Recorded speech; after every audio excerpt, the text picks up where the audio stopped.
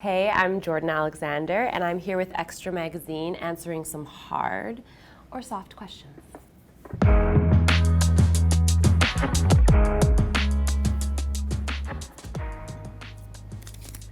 Who was the hardest person you had to come out to and why? Oh God. I guess maybe my grandparents, which is funny because it wasn't hard at all. Because the people that it was hard for me to come out to, I just didn't. But for some reason it was hard for my grandparents because we are very close. Like, I love my grandparents so much. But they were like, oh, okay. What's the wildest thing that has happened to you on tour? Oh my gosh, how could I even have to think about this? Okay, so I went on a Canada-wide tour with Biff Naked in 2016, which was incredible. And we were driving through the mountains and this transport truck went by us and kicked up a rock and smashed it through the window. And I was sitting in that spot, but randomly Biff was like, sit on the other side so we can talk. It was just so crazy that just the stop before that, we were just at a gas station or something, I switched seats and then this rock comes smashing through, this shattered everything. It was insane. I feel like I like balance, back and forth, back and forth. Let's make it fair. All right, what's the same and what's different about making music and acting? Ooh, I really like this question. I think the thing that is the same is the creative outlet for your emotions and telling a story through that. And I think the difference is kind of the obvious part in that how that story is told. I think it's really interesting, and I get a very similar kind of feeling of peace by doing both of those things and feeling like I'm telling a story and figuring some stuff out with myself as well. What's your in your feelings song? Ooh! Jealous by Labyrinth. But I always thought you'd come back, tell me all you found. Or Waiting Room by Phoebe Bridgers. If you were a waiting room, I would never see. What's the most unexpected DM you've gotten? Probably, I got a DM from Cardinal Official one time.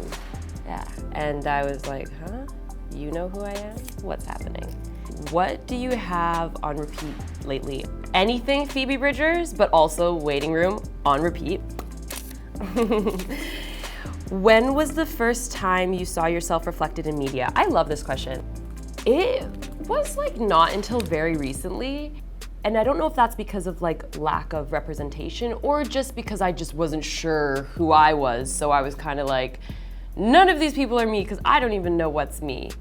But very recently, watching Euphoria and seeing Zendaya's character, I just felt oh my God, she's so complex, and we have this mixed girl lead character with just a total and queer, a totally complex storyline, and that was really inspiring to me, and I felt the reality from her, and I really resonated with her storyline and character. What advice do you give to young queer artists? I think this is something that I've at least hear come up with queer artists, is that they I don't want to be just a queer artist, or I don't want to do that thing that's gonna have everyone perceive me as being too queer or whatever.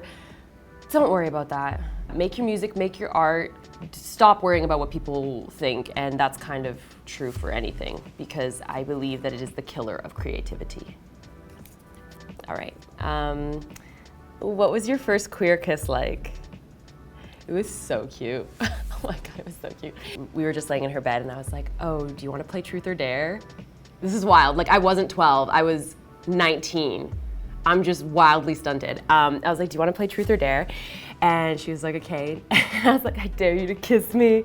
And it was so cute. And we always laugh about how cheesy and funny that is, because she's still a good friend of mine.